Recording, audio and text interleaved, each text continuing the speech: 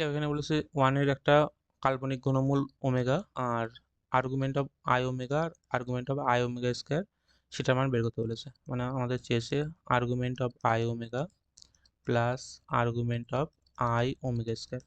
দেখো আর্গুমেন্টের যোগ হলে কিন্তু গুণ হয়ে যায়, মানে এমন বলতে পারি argument of i omega into I omega square. তাহলে এটা হচ্ছে আমাদের আর্গুমেন্ট অফ আই গুণ করলে হবে মানে আই স্কোয়ার ওমেগা কিউ হবে। এবার দেখো আর্গুমেন্ট অফ আই স্কোয়ার মানে কি -1 হয়, আর ওমেগা কিউ এর মান কিন্তু 1 হয়।